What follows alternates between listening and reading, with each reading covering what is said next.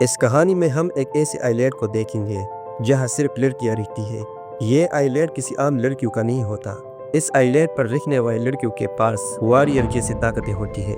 پھر ایک دن اس آئلینڈ پر ایک ایسی لڑکی پیدا ہوتی ہے جس کے پاس قدرتی طاقتیں ہوتی ہیں۔ وہ اتنی پاورفل ہے کہ ایک ہی جھٹکے میں 1000 سپاہیوں کو ڈھیر کر سکتی ہے، لیکن اسے ابھی تک اپنی طاقتوں کے بارے میں پتہ نہیں چلا۔ شروع میں ہمیں ایک آئلینڈ دکھایا جاتا ہے۔ اس آئلینڈ پر صرف لڑکیاں رہتی ہیں۔ اس آئلینڈ کی خاص بات یہ ہے کہ یہ آئلینڈ دنیا سے چھپا ہوا ہے، اسے کوئی بھی دیکھ نہیں سکتا۔ اس آئلینڈ کی سبھی لڑکیاں بہت ہی خطرناک اور واریر ہوتی ہیں۔ اس آئلینڈ پر ہمیں ایک چھوٹی بچی ڈیانا دکھائی جاتی ہے۔ وہ بھی بڑی ہو کر ایک واریر بننا چاہتی تھی۔ کبھی ہمیں ڈیانا کی مدر ہپولیٹا دکھائی جاتی ہے۔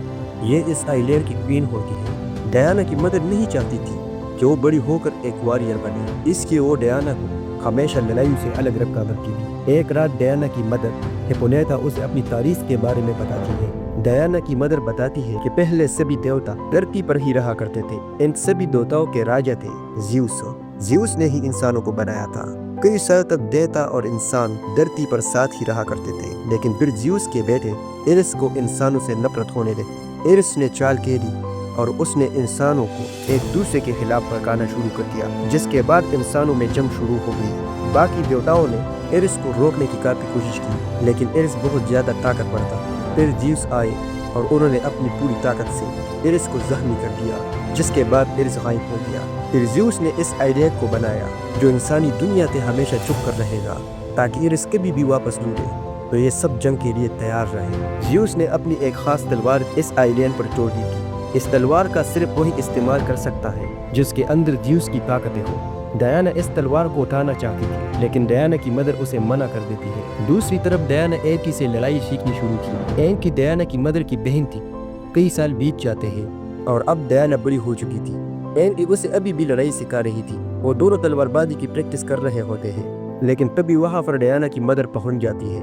ڈیانا کی مدر اپنی بہن پر بہت زیادہ غصہ کرتی ہے، کیونکہ وہ نہیں چاہتی تھی کہ ڈیانا کبھی بھی جنگ سیکھے، کیونکہ اگر اس نے ایسا کیا تو وہ باہر کی دنیا میں جانے کی کوشش کرے گی اور ایلف اسے ڈھونڈ لے گا، جس کی وجہ سے ڈیانا کی جان کو خطرہ ہو جائے گا۔ لیکن اینتی کا ماننا تھا کہ ایرس ان پر ضرور حملہ کرے گا اور کسی دن وہ اس آئلینڈ کو ڈھونڈ نکالے گا، اور اسی دن کے لیے انہیں ڈیانا کو تیار رکھنا ہوگا۔ اگر ڈیانا اپنی پاور کا استعمال کرنا سیکھ گئی تو وہ اسے کڑی ٹکر دے پائے گی اور اسے ہرا پائے گی۔ یہ بات سن کر ڈیانا کی مدر مان جاتی ہے اور وہ اپنی بہن سے کہتی ہے کہ تم ڈیانا کی ٹریننگ اور زیادہ بڑھا دو تاکہ وہ جلدی سے ایک قابل واریر بن جائے اور اپنی طاقتوں کا استعمال کرنا سیکھ جائے۔ دوسری سین میں اب ڈیانا بڑی ہو چکی تھی۔ اس کی ٹریننگ ابھی تک چل رہی تھی۔ وہ پورے آئلینڈ کی سب سے خطرناک واریر بن چکی تھی۔ کبھی کبھی پریکٹس کے دوران اس کی طاقتیں باہر آ جایا کرتی تھی، جن کے بارے میں ڈیانا ابھی تک کچھ نہیں پتا۔ ایک دن ڈیانا اور اینکی تلوار بازی کی پریکٹس کر رہے ہوتے ہیں۔ اینکی اس کے اوپر تلوار سے حملہ کر رہی تھی، لیکن ڈیانا کی پروٹیکٹ شیلڈ اتنی زیادہ پاورفل تھی کہ اس پر تلوار کا بھی کوئی اثر نہیں ہوتا۔ دھوکے سے ڈیانا سے اپنی طاقت استعمال ہو جاتی ہے، جس سے اینٹی بہت دور جا کر گرتی ہے۔ ان طاقتوں کے بارے میں ڈیانا کو ابھی تک کچھ بھی پتا نہیں تھا۔ تبھی آسمان میں ڈیانا کو ایک جہاز دکھائی دیتا ہے۔ وہ جہاز اس کے پاس ہی سمندر میں کریش ہو جاتا ہے۔ اس کے اندر ایک پائلٹ ہوتا ہے، وہ ڈوبنے لگتا ہے، لیکن تبھی ڈیانا اسے بچانے کے لیے پہنچ جاتی ہے۔ وہ اسے بچا کر اپنے آئلینڈ پر لے آتی ہے۔ ڈیانا اسے دیکھ کر کافی زیادہ چونک جاتی ہے، کیونکہ آج سے پہلے اس نے کبھی کسی لڑکے کو نہیں دیکھا تھا۔ وہ لڑکا اپنا نام اسٹیو بتاتا ہے۔ اسٹیو بتاتا ہے کہ اس کے پیچھے جرمنی کے سپاہی پڑے ہوئے ہیں اور وہ جلد ہی اس کا پیچھا کرتے ہوئے یہاں تک پہنچ جائے گی۔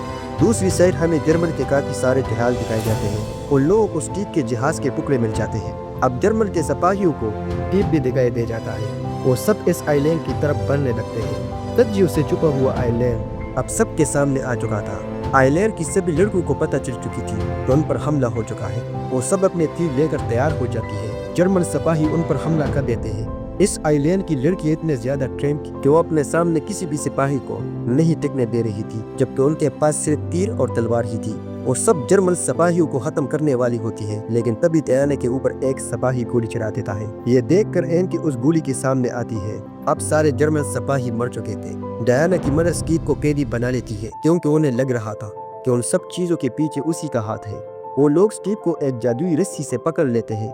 اس رسی کی خاصیت تھی کہ جو بھی اس سے پکڑا جاتا ہے وہ سچ ہی بولتا تھا۔ اسٹیو ان سب کو بتاتا ہے कि वो ब्रिटिश का एक जासूस है और वो जर्मन सिपाहियों की जासूसी कर रहा था। जर्मन सिपाहियों की जासूसी करते वक्त उसे एक बहुत बड़ा सच का पता चला। जर्मन सिपाही डॉक्टर मारू की मदद से बहुत ही खतरनाक गैस बना रहे हैं। डॉक्टर मारू एक ऐसी गैस बना रही थी जिस गैस से करोड़ों लोग मारे जाते।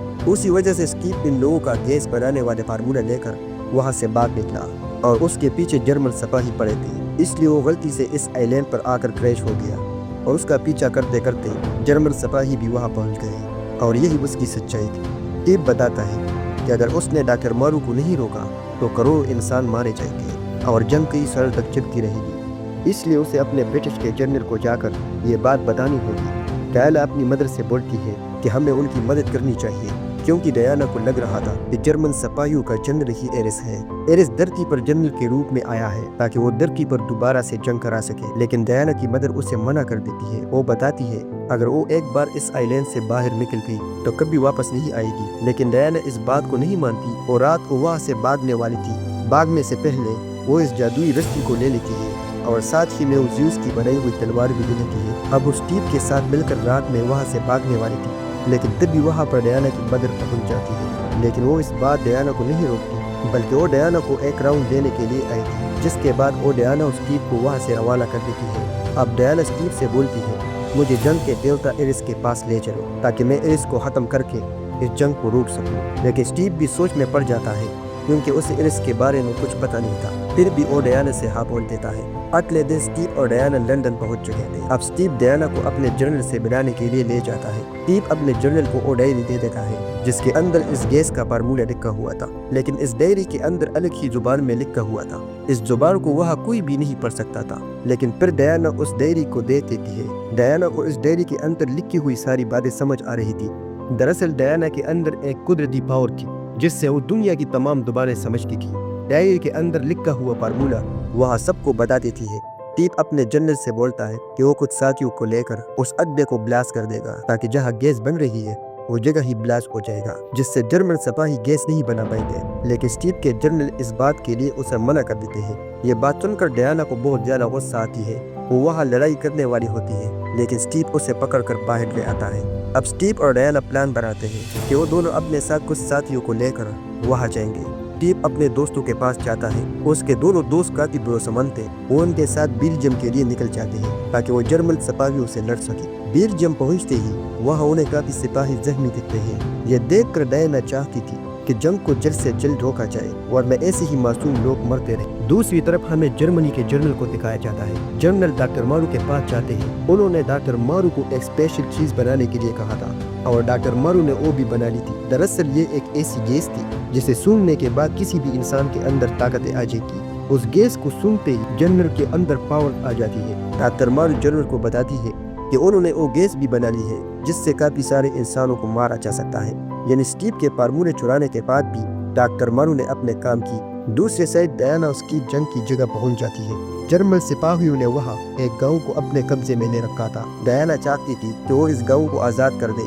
लेकिन स्टीव उसे मना कर देता है क्योंकि उस जगह से बाहर निकलते ही जर्मन सिपाही उन्हें मार डालेंगे। लेकिन डायना स्टीव की कोई बात नहीं सुनती। वो अपना स्पेशल आर्मर पहन लेती है और अकेले ही जर्मन सिपाहियों की तरफ बढ़ने लगती है। जर्मन सिपाही इसके ऊपर गोलियों की बारिश कर देते हैं, लेकिन उसके पास इतनी ज्यादा स्किल थी तो उसे एक भी गोली टच नहीं होती। उसके स्पेशल आर्मर में इतनी पावर थी कि उसके ऊपर गोलियों का कोई भी असर नहीं होता। वो अपने हाथों को ढाल की तरह इस्तेमाल करती है और उनसे गोलियां रोक रही थी। डायना भागकर जर्मन सिपाही के अड्डे पर पहुंच जाती है। उसके पीछे पीछे स्टीव और उसके दोस्त भी पहुंच जाते हैं।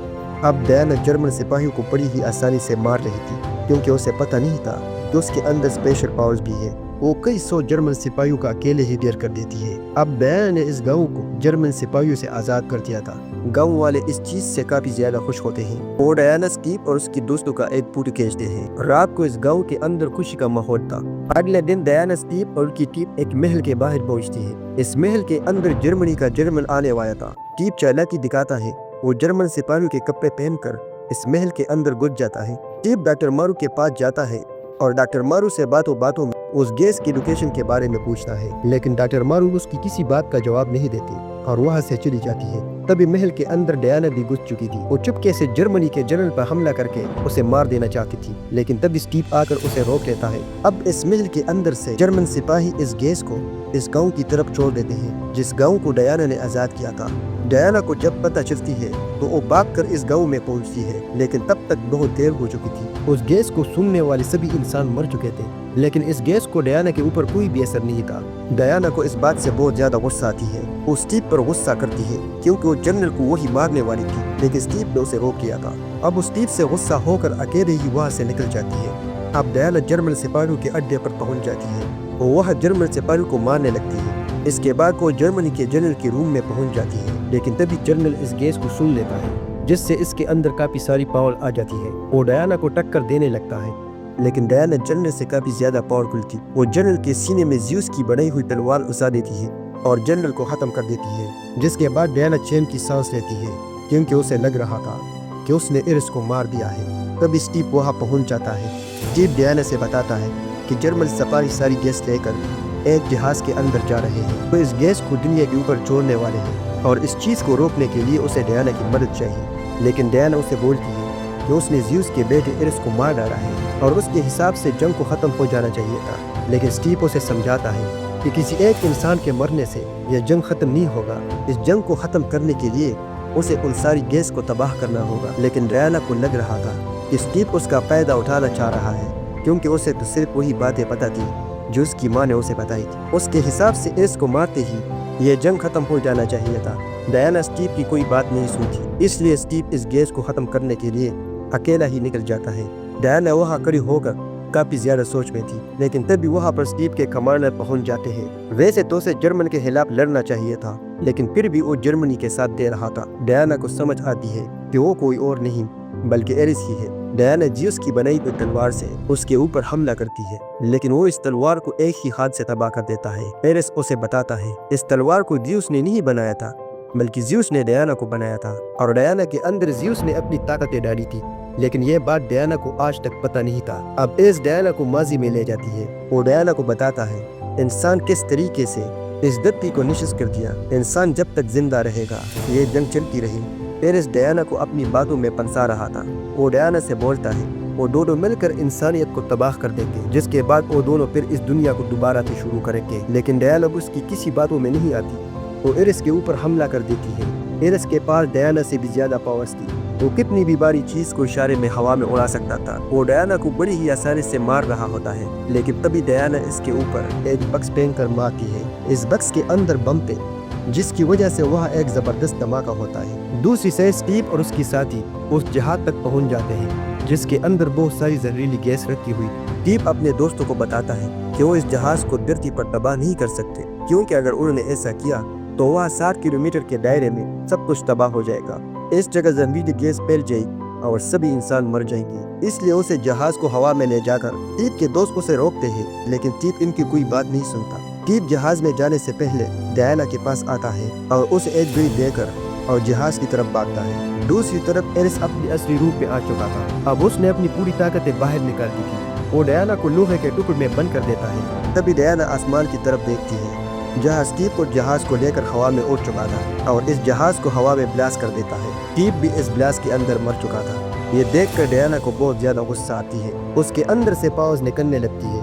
वो इन सारे लोहे की चीजों को तोड़ डालती है। अब डायना भी अपनी असली रूप में आ चुकी थी। डायना के अंदर एक सुपर पावर आ जाती है। वो बहुत ही तेज स्पीड से भागने लगती है। वो कुछ ही सेकंडों के अंदर कई जर्मन सिपाहियों को ढेर कर देती है। लेकिन तभी इरिस आसमान से बिजली की पावर से उसे मारने की कोशिश करता है, लेकिन डायना इस बिजली को अपने हाथों के कूच में ले लेती है। फिर वो इरिस की बिजली से ही उसके ऊपर हमला कर देती है। इतनी जोरदार पावर लगाने के बाद डायना ने इरिस को मार डाला था। अब आखिरकार जंग रुक चुकी थी। अब डायना नॉर्मल कपड़े पहनकर लंदन में ही रहना शुरू कर देती है। कई साल बीत जाते हैं और डायना इसी तस्वीर को देख रही होती है। इस तस्वीर में उसके साथ स्टीव भी था।